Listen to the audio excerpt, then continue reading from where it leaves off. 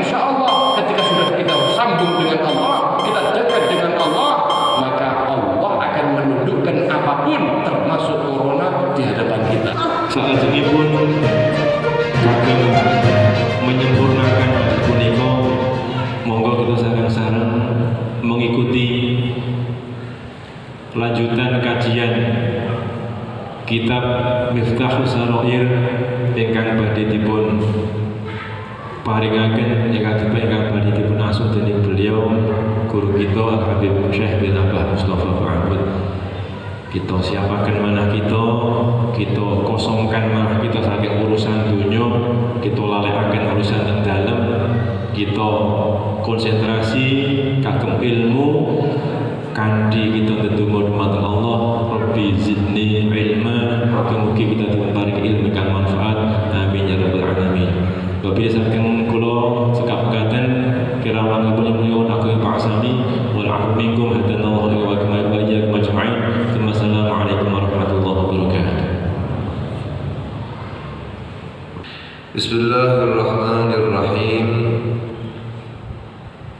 Alhamdulillahirabbil alamin wa bihi nasta'in ala umuri dunya waddin.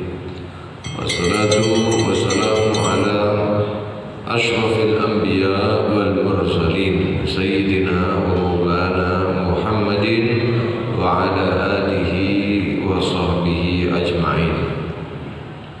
Qala musannifu rahimahullahu ta'ala wa nafa'ana bihi wa bi ulumihi fi daraini amin ya rabbal alamin. Ila babun fi sifatil qalbi, bab menerangkan sifat-sifat daripada hati. Di sini akan dijelaskan tentang sifat-sifat hati yang dimiliki oleh manusia. Karena hati ini merupakan satu hal yang sangat penting di dalam diri manusia. Nabi sallallahu alaihi wasallam beliau bersabda, "Inna fil jasadi mudghah." Di dalam jasad itu ada gumpalan daging. Idza soluhat soluha, idza salahat salaha sairul jasad. Ketika sehat, baik, maka seluruh jasad akan baik. Akan tetapi wa idza fasada, ketika rusak mudghah tersebut, gumpalan daging tersebut, maka fasada sairul jasad, akan hancur pula seluruh yang ada pada jasad. Ala wahyal qalb, ketahuilah itulah yang disebut dengan hati. Para jamaah yang dirahmati Allah Subhanahu wa ta'ala, artinya ketika hati kita itu baik, sifat hati itu baik, maka akan mempengaruhi seluruh jasad. Di dalam masalah agama, ketika hati kita itu baik, maka seluruh jawarih yang ada, yang menjadi titipan Allah, yang nantinya mereka itu kullu ulaika kana anhu mas'ula, yang akan dituntut oleh Allah, yang akan mengadu di hadapan Allah Subhanahu wa ta'ala itu, ketika hati kita baik, maka mereka akan secara otomatis menjadi baik.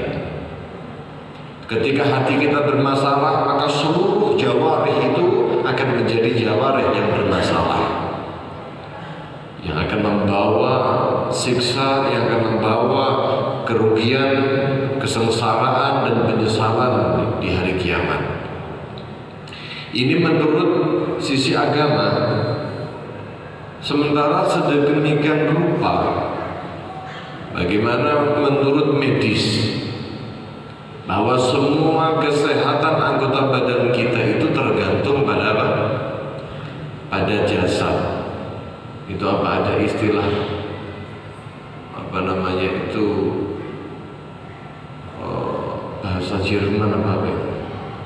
lupa saya ya.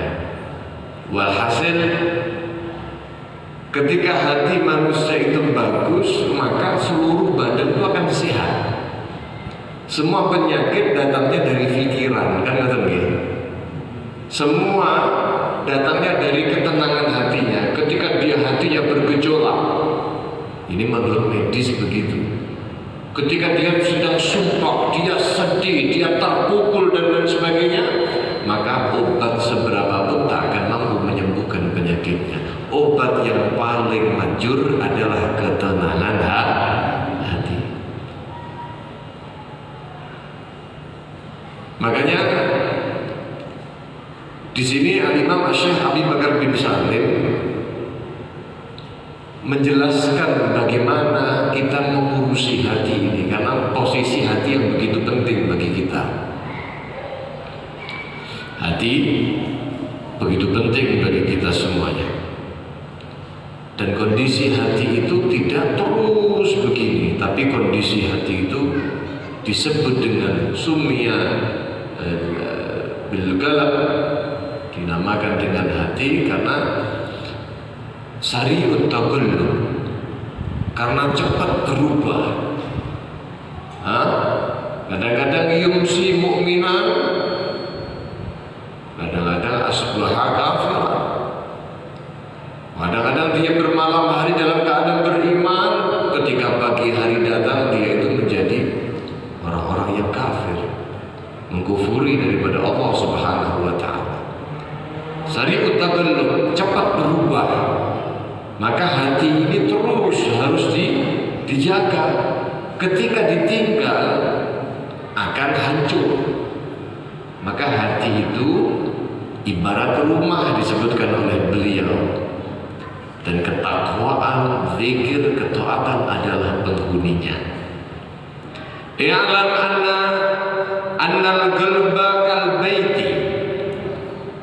Beliau mengatakan, ketahuilah, annal qalba, sesungguhnya hati, kal baiti, seperti rumah. In halla fihi al-hal amara wa in lam yahil fihi ahad kharib. Rumah diibaratkan hati itu seperti rumah. Kalau rumah itu ada yang menghuni, ada penghuninya, pasti rumah itu terjaga, terawat. Pada umumnya ngoten nggih. Rumah kula panjenengan ketika dihuni oleh kita, maka rumah kita akan terjaga. Sedikit ada bocor, kita akan segera dandani, akan segera kita betulkan. Kotor, kita akan sapu. Ini catnya sudah tidak layak, kita akan ganti. Ini model yang sekarang sudah umumnya begini, ditambah dengan ornamen-ornamen tertentu, dihiasi. Dengan kita ada di dalam rumah itu, kita telah menghidupkan rumah itu. Listrik pasti akan ada, kan begitu. Akan tetapi kata beliau, wa illam yahil fihi ahad kharib. Sedikit demi sedikit dia akan kotor, rusak, jebol, kemudian dia akan menjadi rumah hantu. Akan menjadi rumah yang angker. Akan menjadi rumah yang bobrok, yang tidak layak untuk dipandang. Begitulah hati kita. Hati kita seperti itu, seperti rumah, kata beliau. Wadzikru wa ta'atu lil qalbi aimaratun. Sementara yang menjadikan rumah, ketika rumah itu mau menjadi rumah yang hidup, maka harus ada penghuni. Ketika hati itu mau hidup, maka hati itu harus ada ketaatan, harus ada zikir, ketakwaan kepada Allah Subhanahu wa taala. Karena zikir dan ketaatan bagi hati kita adalah imarah, merupakan upaya menghidupkan hati, adalah hal yang dapat menghidupkan hati kita. Wal ghaflatu wal ma'siyatu lil qalbi kharab. Sementara kemaksiatan, lupa kita kepada Allah Subhanahu wa taala, lupa dari Allah Subhanahu wa taala, bagi hati kita adalah menghancurkan. Wa man izdada dzikruhu wa ta'atuh, barang siapa yang bertambah zikruhu, zikirnya dia, ingatnya dia kepada Allah, sambungnya hatinya dia kepada Allah Subhanahu wa ta'ala, dan bertambah pula ketaatannya kepada Allah Subhanahu wa ta'ala, maka secara otomatis izdadat hayatu qalbi, maka akan bertambah hidupnya hati tersebut.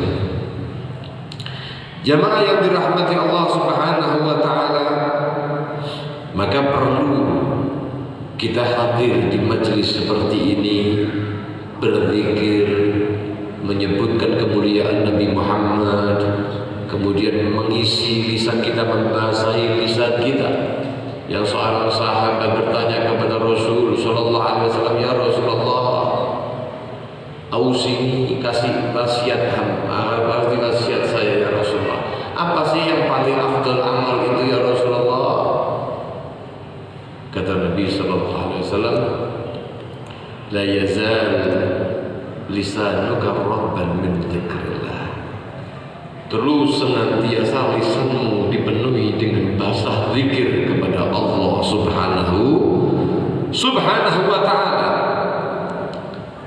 Maka para jamaah yang dirahmati Allah Subhanahu wa ta'ala, perlu sekali kita untuk menjadikan tempat-tempat yang seperti ini dan kegiatan-kegiatan seperti ini satu hal yang kita istiqomahi untuk menghidupkan hati kita. Kata beliau Al-Imam Syekh Habib Bakar bin Sa'di, "Wa man izdada ghaflatan wa qillata dzikrin mata qalbuh." Barang siapa orang yang izdada bertambah, ghaflatun izdada ghaflatan, barang siapa dia menambah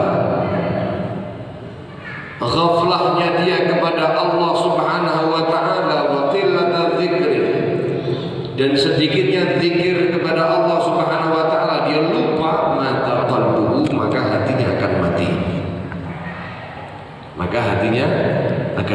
Wal ajru ala qadril masyaqqah, dan sementara pahala dari Allah Subhanahu wa ta'ala disertai dengan ukuran masyaqqahnya, tergantung pada ukuran tingkat kesulitannya.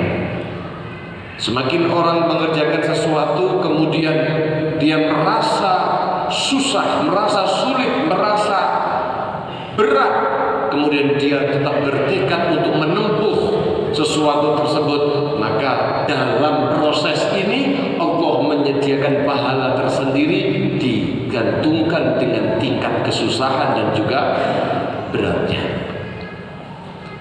Faman zada fi dzalika zadu. Ketika dalam mengurusi hati kita semakin sulit, perkumpulan kita perkumpulan yang kurang pas, kita pada satu bi'ah yang tidak mendukung kita untuk suci hatinya. Ketika kita bertemu dengan manusia, manusia selalu mengotori hati kita.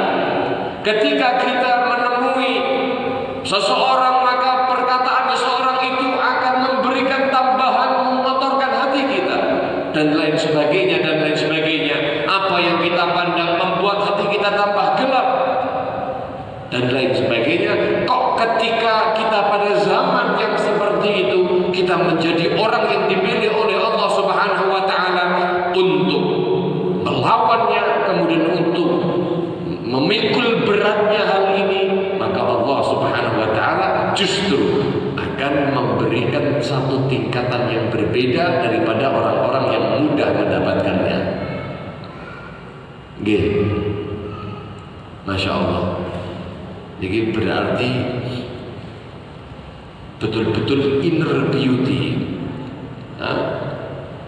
keindahan dan kecantikan, keistimewaan dari jiwa yang paling dalam. bukan karena ngikut-ngikut. Nah, kita ini mungkin berada pada satu bi'ah, satu perkumpulan yang memang seumpama kita ada di pesantren. Nggih, ada di pesantren. Setiap hari zikir, setiap hari sholat berjamaah tepat waktu, setiap hari melakukan hal-hal yang positif. Karena seluruhnya memang demikian. Tapi ketika kita berada pada satu tempat yang tidak mendukung akan hal itu, kemudian kita memerangi hawa nafsu kita dan menciptakan hal kesantrian yang dilakukan oleh para santri di luar lingkup santri, maka kita menjadi orang yang diberikan pahala jauh lebih banyak daripada yang didapatkan oleh para santri. Sampai di sini bisa dipahami, ya? Artinya seseorang itu tergantung pada rasa beratnya. Makanya tahajud itu tidak bisa didapatkan dengan kita tidak tidur, kata para ulama. Harus tidur dulu, bangun tidur, sholat, namanya tahajud, entah itu sholat apapun. Nah, kalau seandainya kita nonton bola dulu sampai jam 3:30, delok bal-balan 1 jam lagi nih subuh, wah ini akhir lab, waktunya sangat mutajab, dia melakukan sholat ibadah, apakah dia itu termasuk tahajud? Betul. Lalu apa yang dilakukannya? Dia melek, mendapatkan kebaikan. Tapi apakah dia mendapatkan seperti orang yang tidur? Tidak mendapatkan. Kenapa? Karena pada umumnya orang kalau sudah tidur, dia ketika bangun butuh melawan hawa nafsunya.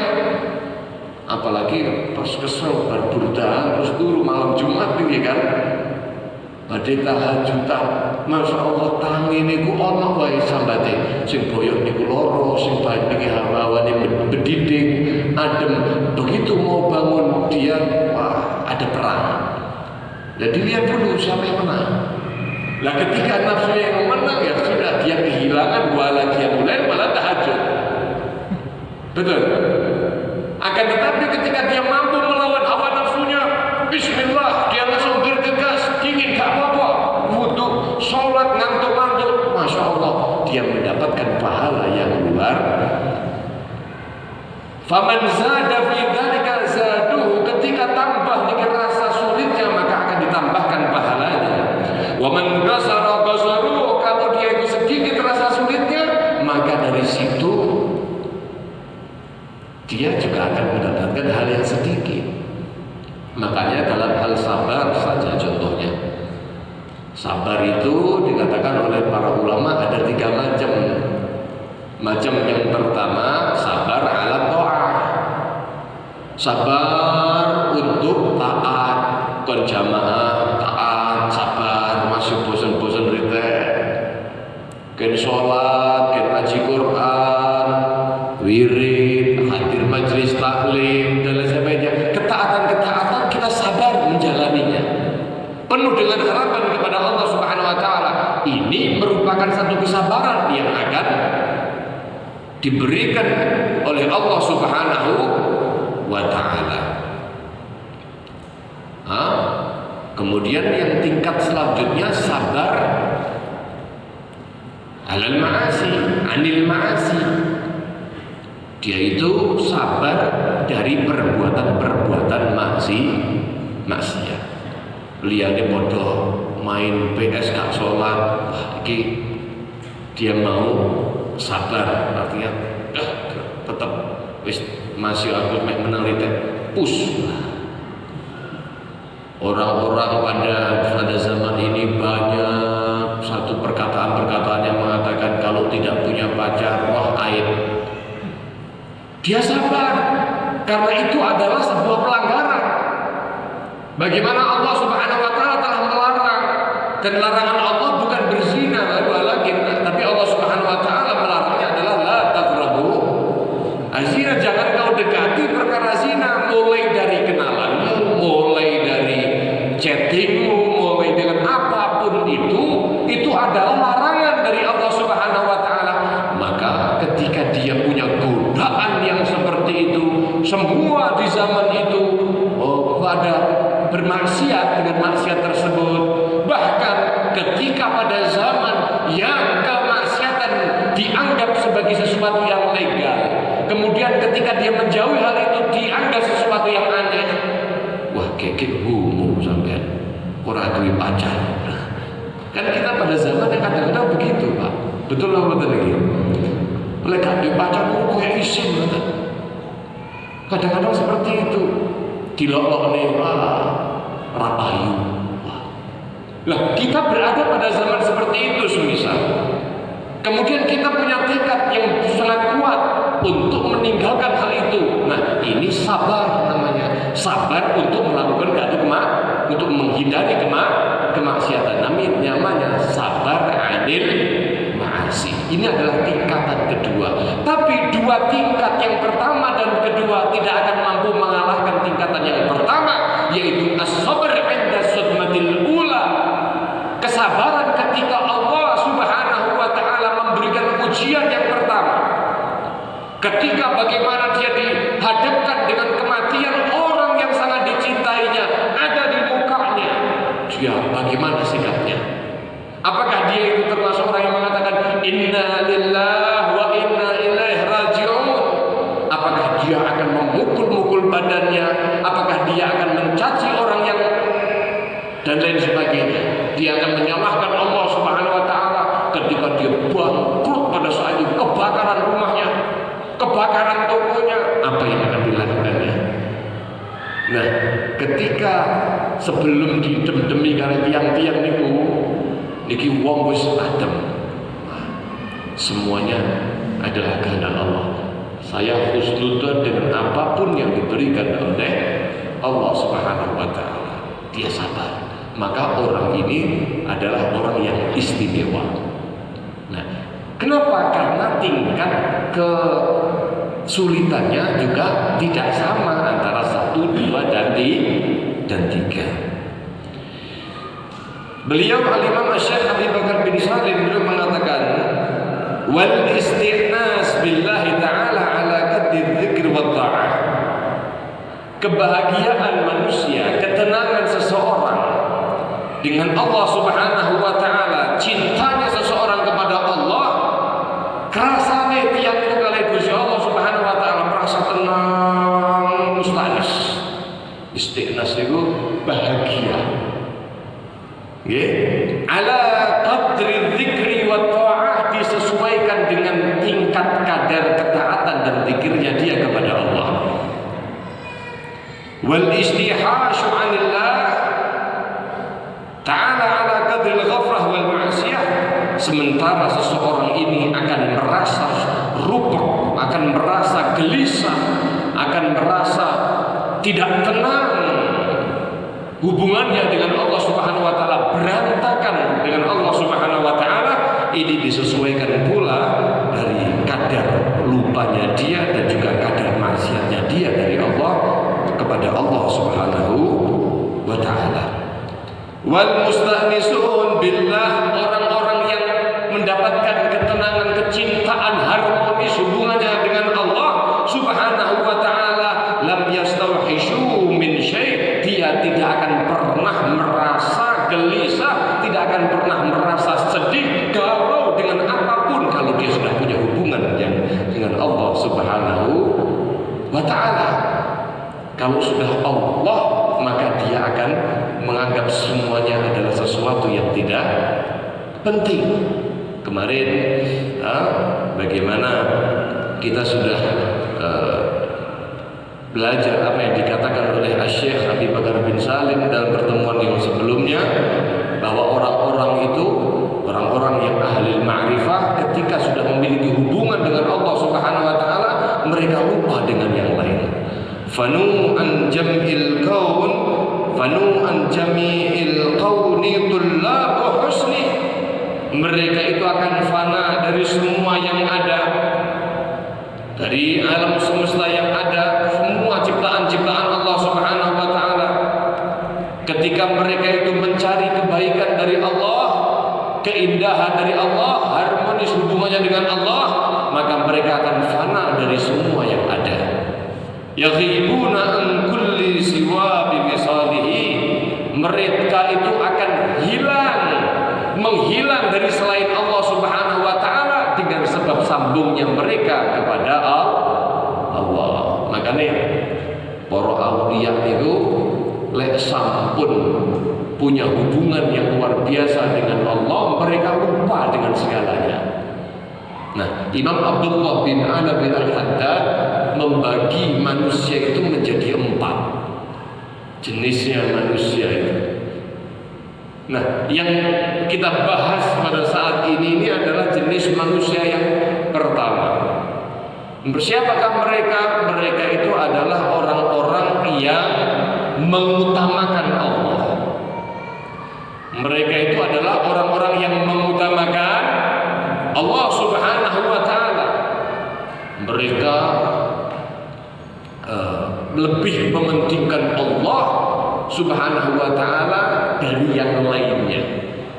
Bahkan ketika yang sudah dihadapkan oleh Allah adalah Allah Subhanahu wa taala, arafa haqqa rabbih, mereka telah mengetahui benar, kenal hak Tuhannya, mementingkan hak Tuhannya, sampai-sampai an haqqi ghairih, haqqi nafsihi wa haqqi ikhwanihi, sampai dia itu kadang-kadang melupakan hak dirinya, hak hidupnya, bahkan hak keluarganya, bahkan hak tetangga, teman-teman dan lain sebagainya. Mereka sampai lupa karena sudah sambung dengan Allah. Kenapa? Karena mereka itu yaghibun, mereka itu telah pergi, yaghibuna an kulli siwa, pergi dari selain Allah Subhanahu wa taala, biwisalihi, dengan sambungnya dia kepada Allah Subhanahu wa taala.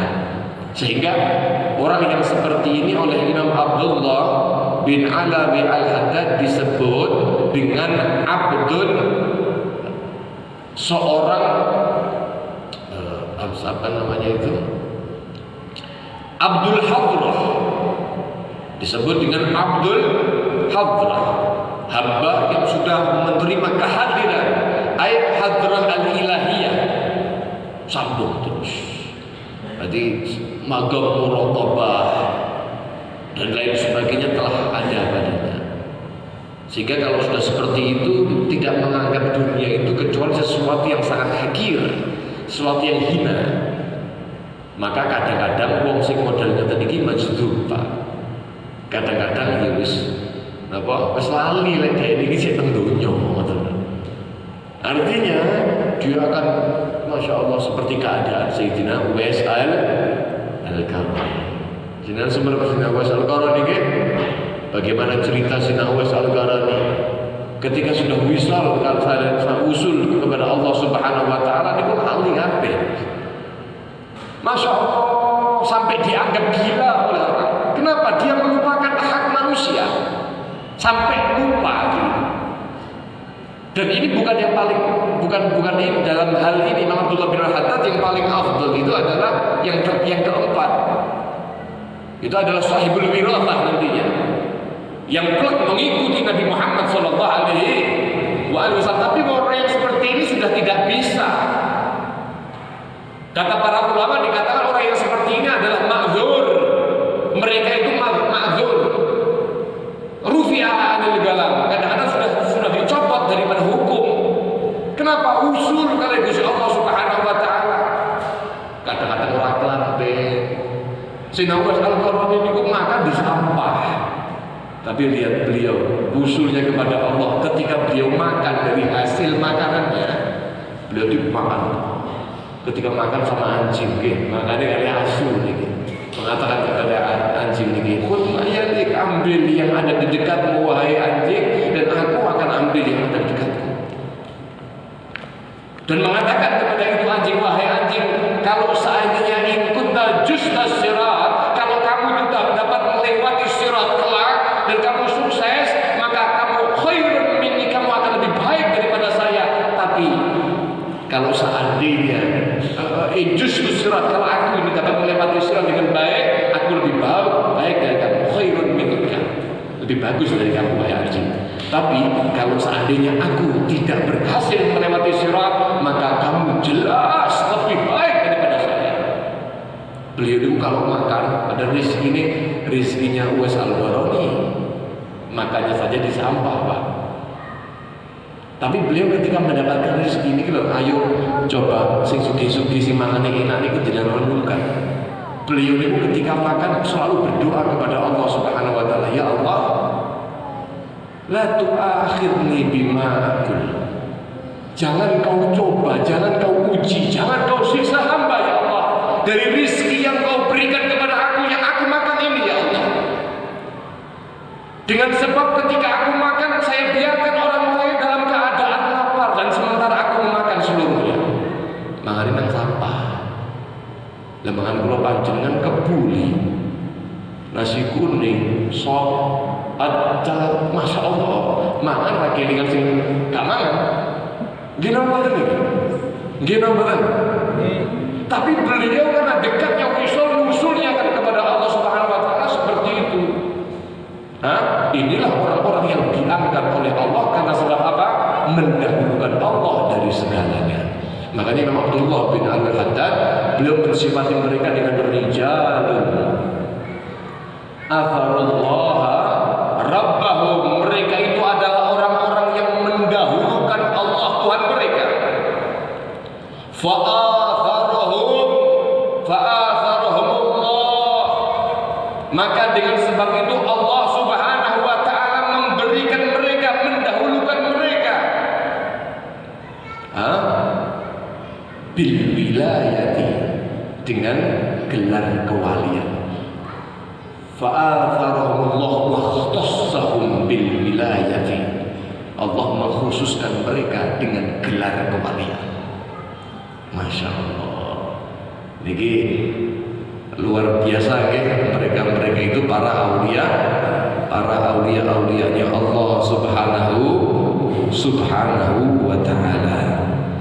Yang Imam Abdullah bin Al-Haddad lagi mengatakan wa anasahum bil qurbi minhu wa birridha.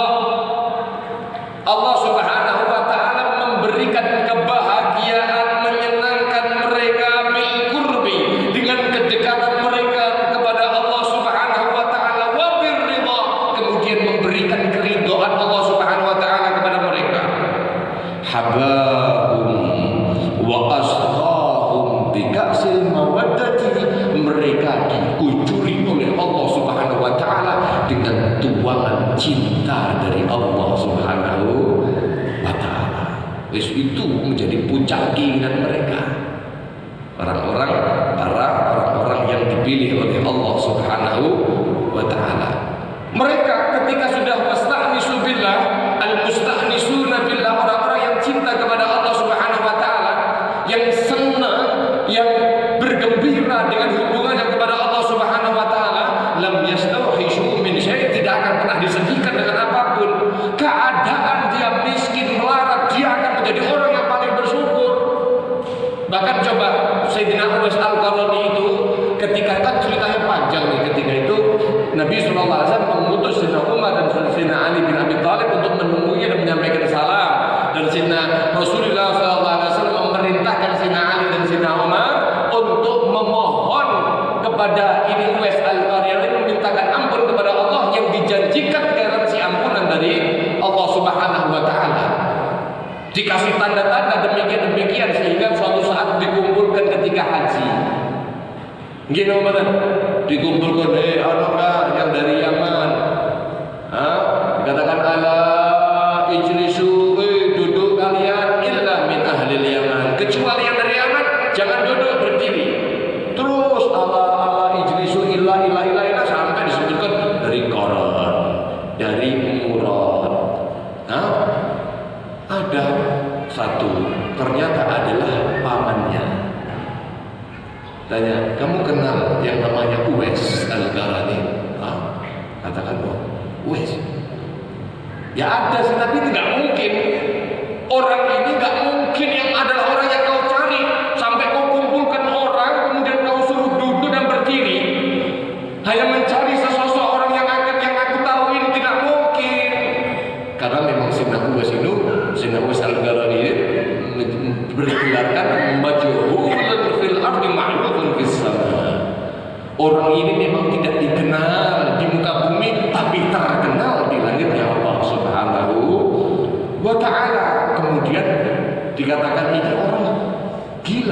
Ini orang akalnya nggak genap, orang kumus, orang begini, nggak mungkin kau cari. Dikatakan di mana dia? Oh, di sekarang dia ikut sih, tapi dia menjadi orang yang apa?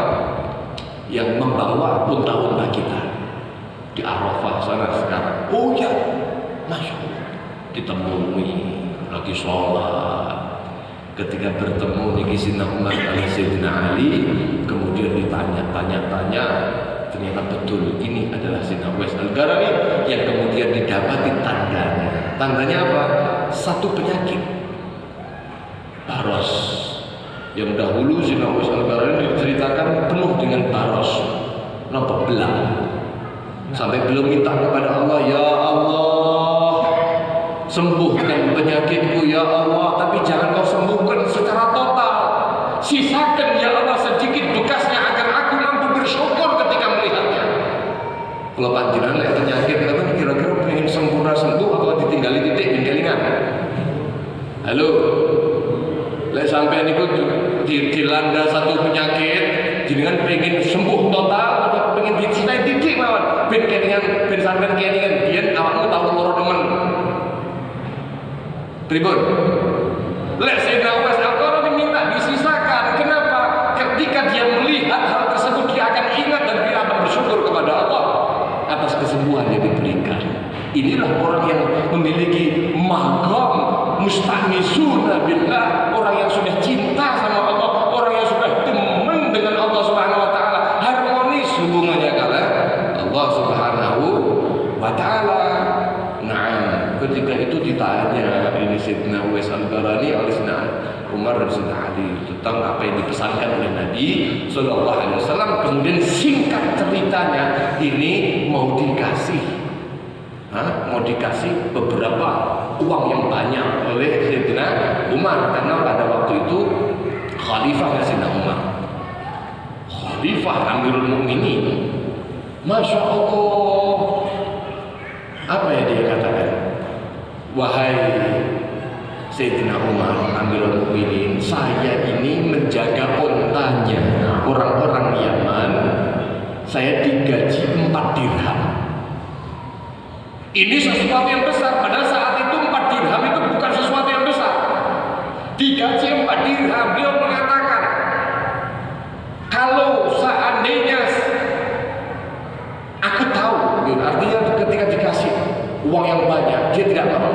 Beliau mengatakan begini, 4 dinar ini saya belum tahu apakah lebih dahulu habisnya uang 4 dirham ini dari habisnya nyawaku ini, atau nanti lebih dahulu saya meninggal dunia dicabut nyawanya oleh Allah sementara 4 dirham ini masih ada di dalam saya dan akan memberikan berat yang luar biasa kepada saya. Walhasil beliau sangat bersyukur daripada dunia ini. Para jamaah yang dirahmati Allah Subhanahu wa taala, itulah yang disebut dengan Abdul Hadrah.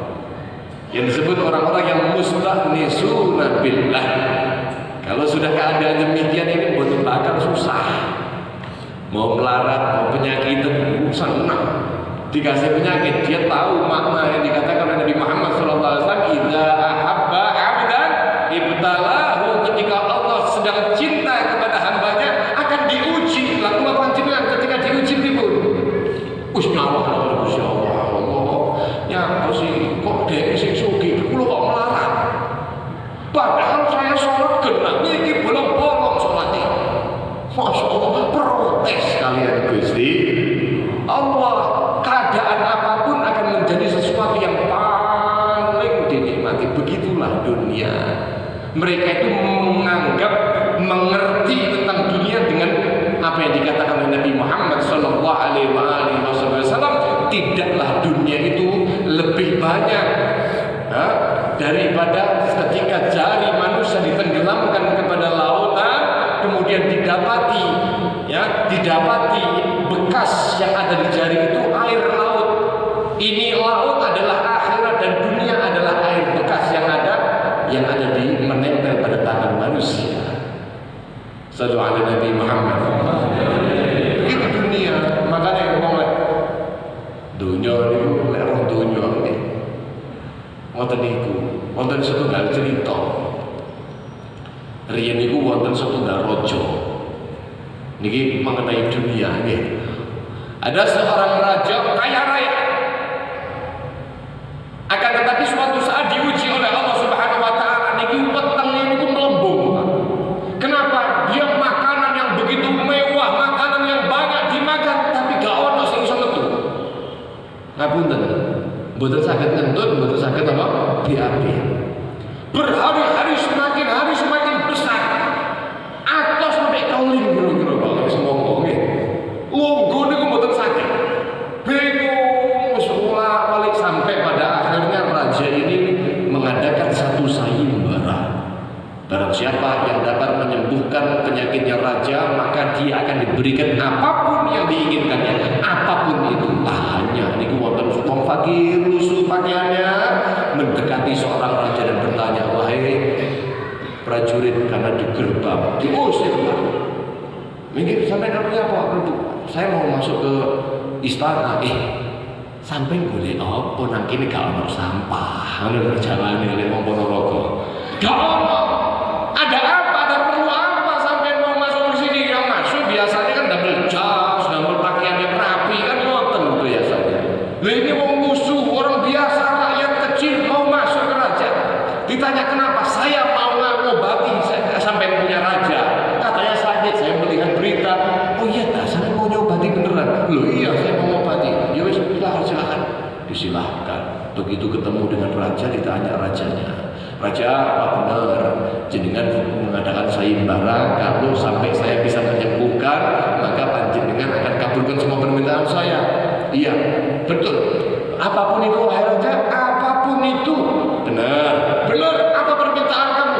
Akan saya berikan sekarang juga setelah aku sembuh. Dia katakan, iya Pak. Yaudah, gini aja gampang raja. Jenengan berikan kepada saya istana dan kerajaan, seluruh rakyat menjadi saya yang milih.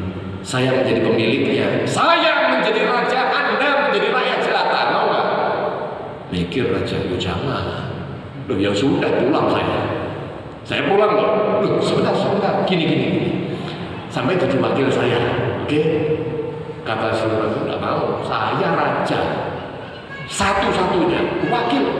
Mulia wakil, udah. Begini, kita bagi ini kerajaan. Kamu raja bagian barat, saya raja bagian timur. Kita bagi negara ini. Kata itu orang, tidak mau. Saya mau seluruh dan rakyat isi di istana ini semua milik saya. Kamu menjadi rakyat jelata. Wes gini, saya wakilnya. Mau enggak? Kamu rajanya, saya wakilnya. Apa saya menterinya begitu? Tidak, kamu rakyat jelata, saya rajanya. Wis gak kuat iki molek-molek nggih, wis karepmu nggih siap. Dikumpulkan orang-orang yang ada. Semuanya ya, menjadi saksi semuanya. Kalau sampai dia disembuhkan, dikasih kesembuhan, maka dia menjadi rakyat jelata dan saya adalah raja kalian. Nggih, siap saksi. Sudah, ambil air. Banyak. Subuh. Mari subuh, kasih minum. Minum, bereaksi. Gak lama lari rajanya. Golek apa? WC. Suaranya mah dong. Kira-kira. Bayangin berapa minggu, berapa ini gak makan, gak keluar ini ya. Yang tadi istana itu bau gaharu, bau parfum yang enak, masya Allah. Dia WC. Ampun mah berang, masya Allah. Kemudian keluar perut kendor, lemes, mari bersyukur betul. Nah, bagaimana raja sudah siap? Oh ya, saya akan dapati. Sudah, sekarang kamu jadi raja kalau begitu. Kata ini orang, benar ya? Ya sudah. Saya umumkan sekarang. Ketika mau diumumkan, karena ini orang adalah orang pilihannya Allah Subhanahu wa taala, orang-orang yang zuhud anid dunia, maka orang ini mengatakan kepada raja, "Mboten siyos raja, niku kula mekon ngeprank." Saya ngeprank jenengan, saya itu nyoba jenengan saja. Saya ingin menunjukkan kepada Anda ini loh dunia. Sampeyan tahu enggak? Kalau saya ambil kerajaan dari Anda, hinanya saya luar biasa. Kenapa Anda bilang Sementara kerajaan ini hanya Anda tukar dengan tote sampean. Anda tukar dengan bau busuk itu, kotoran yang Anda keluarkan, kan begitu. Ini kan sampai gadaikan dengan itu. Ya berarti kalau saya ambil kerajaan dan seluruh rakyatnya, kekuasaan ada di saya mau menjadi orang yang mengambil untut kalau isinya itu setengah sampean. Adalah mau PPN kali sekali boleh masuk. Lihat tuh, ini orang-orang yang sudah mengerti akan hakikat daripada mereka itu adalah al-mustaghnisuna billah, yang dimana mereka itu lam yastauhishu min syai'in, mereka tidak akan pernah sedih dari apapun. Kenapa?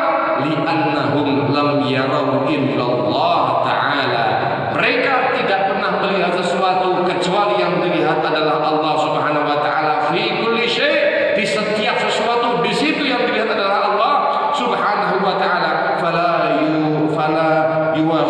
Fala yuhishuhum syai', maka tidak akan sesuatu itu membuat sedih dia, karena di dalam musibah dia lihat Allah, di dalam celaka dia melihat Allah, di dalam ujian dia melihat Allah, utang kata sehingga Gusti Allah.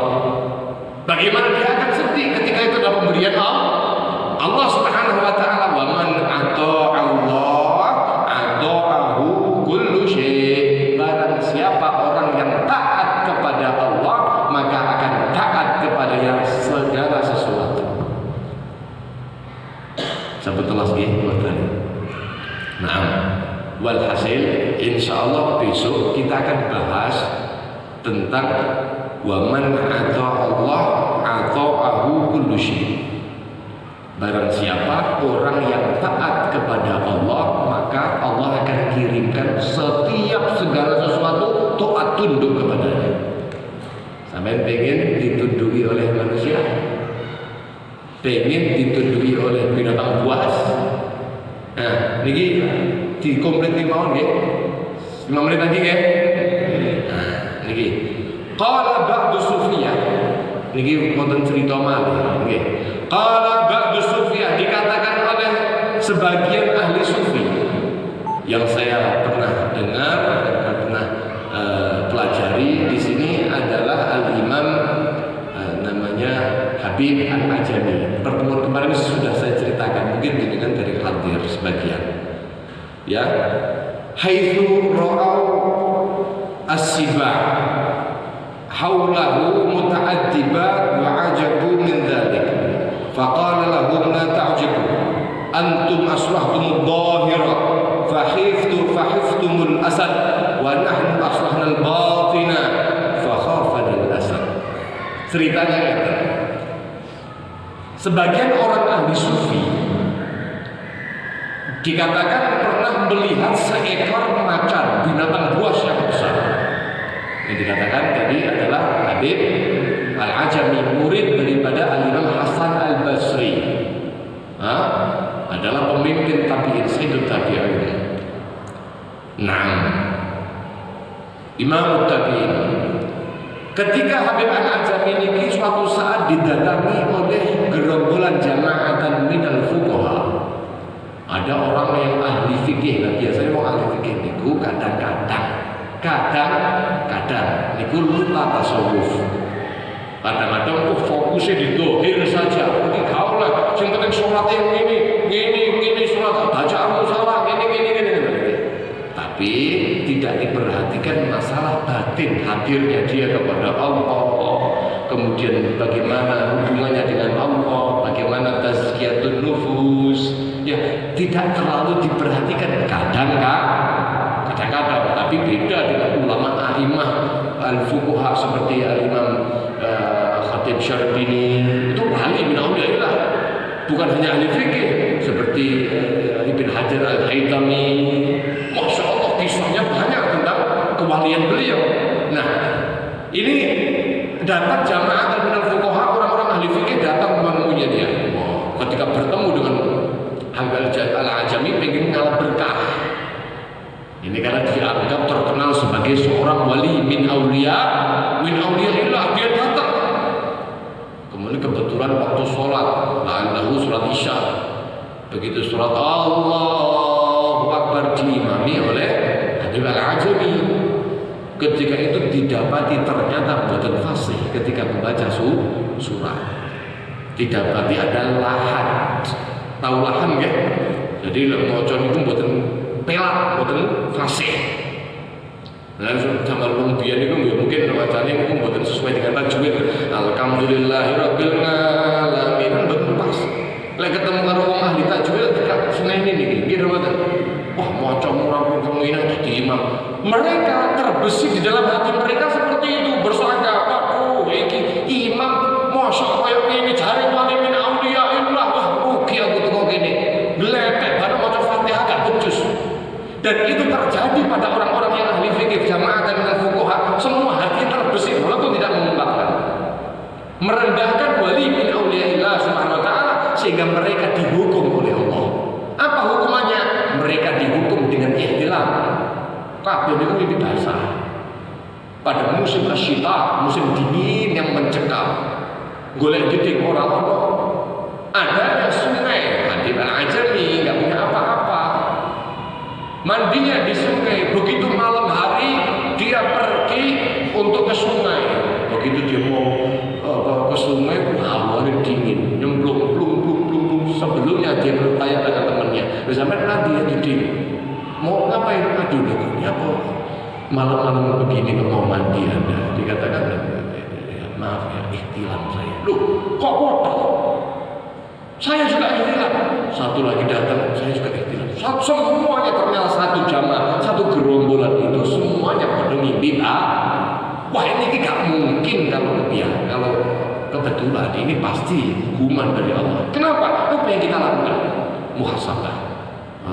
Iya, mungkin pas sholat tadi saya berpikir bahwa ini kok Habib Al-Ajami ngoco Fatihah kok ini. Walaupun lahannya mayuhiru makna, tidak berubah makna, tapi ini kan gak panas. Masuk imam, masuk kiai, masuk syekh, masuk wali, masuk Fatihah gak becus. Terbesit perasaan seperti itu, dan semua yang ternyata juga punya besitan yang sama. Akhirnya berarti kita dihukum sama Allah. Selesai astagfirullahaladzim, wah salah kabeh niki, nyemplung. Begitu mau nyemplung niku buka bajunya, Pak. Buka jubahnya mereka, baju gamis buka, garis sarung betane tok, nyemplung niate bar nyemplung itu langsung mentas-mentah. Mentas munggah, pengen cepet-cepetan karena dingin yang luar biasa. Subhanallah, mencolot munggah kalau macan. Ngelungguin baju mereka. Subhanallah, dilunggui kali macan itu. Gak sido, kira-kira sampai berada pada posisi jamaah dan fuqaha, kira-kira harus sampai rebut kelambine sampai yang dilunggui macan, apa sampai harus ngungkum aja. Halo, ngungkum apa nih? Adem tapi ya bisa adem sampai mengkerut kayak lontong wis. Mengkerut luar biasa di dinding sampai mendekati waktu subuh. Habib Al-Ajami datang untuk mengambil air wudhu. Begitu dapati loh, tamu-tamuku pada lumban. Ini apa artinya lomba renang atau apa? Kok bareng-bareng kita ngerti? Ngapa sampai kok pada atus bunyi-bunyi adem-adem mungkin? Ngapa ikhtilam? Ikhtilam. Nah terus saya udah munggah, monggo, ayo cepet mentas. Ayo kita naik. Nah, bagaimana kita bisa naik? Baju kami diduduki macan tuh di atas batu. Macan diparani kan Habib Al-Ajami. Diparani cewek. La ta'arud ala tuyufi. Kata sama Habib Al-Ajami, wis tak ngomong, oh jauh ganggu tamu cewek, usir. Masya Allah. Lagi sama ngomong nih, dari saya seperti ini gara-gara ngerasani jenengan. Tapi gak bisa ngomong nggih kali. Begitu selesai ajab. Ajab mereka itu takjub sekali minta nikah. Faqala lahum, ketika bertanya, kenapa kok bisa seperti ini? Ilmu apa ini? Kok sampai macan tunduk karena sampean? Dawuh Ibnu Habib Al-Ajami. La ta'ajab, jangan takjub sampai. Wis meneng, gak usah takjub, gak usah heran. Loh, kenapa bisa demikian? Antum aslahtumud dhahira. Kalian itu adalah orang yang hanya fokus untuk mengurusi urusan zahir. Masalah qiraah, masalah rukun-rukun, masalah bacaan-bacaan, masalah yang ada yang zahir saja. Fikih itu kan hukum syariat. Fikih itu kan iso dihapusi gitu kan. Fikih itu sudah hapusi kan. Anak wong niki gadah kambing 40, betul? Punya kambing 40, sudah sampai mau halnya dijual satu. Besok ketika sudah datang halnya, lewat satu halnya, kemudian dia beli lagi satu. Wah, untuk menghindari zakat. Sah mau betul salah fikih? Sah. Apakah Pak dia bisa dituntut menjadi orang yang membakar pohon zakat? Tidak bisa. Kenapa? Hukum fikih itu hukum zahir. Nah, orang ini, para fuqaha ini sibuk dengan urusan zahir, kemudian fahiftumul asad, dengan seperti itu kalian takut walaupun dengan lancar. Wa nahnu aslahnal batina fakhafanal asad. Tapi kelompok kami, orang-orang ahli sufi, orang-orang tasawuf yang mementingkan urusan hati, mereka nahnu aslahnal batin, kita batin yang lebih kami utamakan, walaupun tidak meninggalkan zahir, tapi batin yang kami perhatikan. Fakhafanal asad, maka macan pun ditundukkan oleh Allah kepada kami. Paham sampai di sini guys? Nah, ini begitu juga berlaku pada kita. Kita ini berada pada zaman corona. Corona ini makhluk yang Gusti Allah, betul?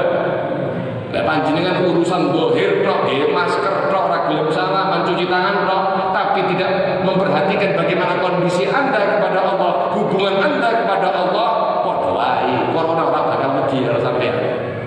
Tapi ketika kita mengurusi selain urusan zahir kita perhatikan, tapi urusan batin lebih kita utamakan. Takutnya kita kepada Allah, menjauhi maksiat kepada Allah Subhanahu wa taala, maka insya Allah ketika sudah kita sambung dengan Allah, kita dekat dengan Allah, maka Allah akan menundukkan apapun termasuk corona di hadapan kita. Masya Allah, corona niku wis ngejak salaman dhewe. Nggih, salaman corona niku pun dinempel-nempel. Tapi ternyata mboten turun, dijogo kali Gusti, ditundukkan oleh Allah. Mudah-mudahan Allah Subhanahu wa taala menjaga kita semuanya. Mudah-mudahan Allah Subhanahu wa taala memberikan pencahayaan hati dan tazkiyatun nufus kepada kita. Nah, ada satu hal untuk agar supaya hati kita ini diberikan tazkiyah saleh. Mau enggak kira-kira? Mau gitu ya resepnya? Nggih, selain secara global ketaatan dan pikir kita kepada Allah, ada doa. Karena kita kadang-kadang itu susah untuk hal itu. Nggih, sing ngomong barangnya kesusahan. Tapi kan juga punya formula untuk diamalkan. Dan doa dari Nabi ini sudah terbiasa untuk sampai kepada Allah dan dikabulkan oleh Allah. Dungane wis lunyu. Kenapa? Doa Nabi. Nggih, paling afdolnya doanya Nabi Muhammad sallallahu alaihi wasallam. Napa niku dongane? Monggo sing gadah pulpen dicatat. Singkat padat. Sing gadah HP dipun rekam. Diamalkan setiap ba'da salat. Insyaallah kita dengan maunah Allah, pertolongan Allah, dijadikan hati kita ini punya tazkiyah. Hati kita ini dibersihkan oleh Allah Subhanahu wa taala. Napa doane? Allahumma ati nafsi taqwaha wa zakkiha anta khairu man zakkaha anta waliyuha wa maulaha. Pendek ya, tapi mudah-mudahan jenengan bisa amalkan. Apa itu? Allahumma ati nafsi taqwaha wa zakkiha anta khairu man zakkaha anta waliyuha wa maulaha. Ya Allah, berikan kepada jiwaku ini ya Allah ketakwaannya, berikan kepada kami. Karena jiwa manusia itu pada dasarnya adalah suci. Berikan ketakwaannya, takutnya kepada Engkau ya Allah, berikan ya Allah wa zakkiha, bersihkan dia ya Allah. Anta khairu man zakkaha, engkau sesungguhnya yang paling sebaik-baiknya membersihkan hati ya Allah. Anta waliyuha, engkau yang bertanggung jawab atasnya. Wa anta waliyuha wa maulaha, dan engkau yang memilikinya. Sang pemilik hati adalah Allah. Yang menggerak-gerakkan hati, membolak-balikkan hati adalah Allah. Begitu boneka Nabi. Insyaallah nek panjenengan istiqomah nyuwun betul kalau Gusti Allah jenengan diperparingi hati yang bersih. Amin Allahumma amin ya rabbal alamin. Mudah-mudahan dikabulkan oleh Allah Subhanahu wa taala ala hadhihi niyyah wa ala kulli niyatin shalihah bisirril Fatihah.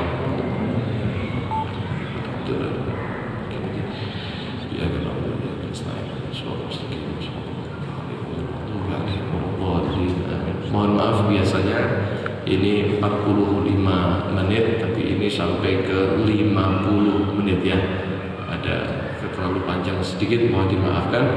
Dan apa menikah apabila ada kesalahan mulai awal sampai akhir dari apa yang saya ucapkan, yang saya terangkan, mudah-mudahan bisa diluruskan dan dimaafkan.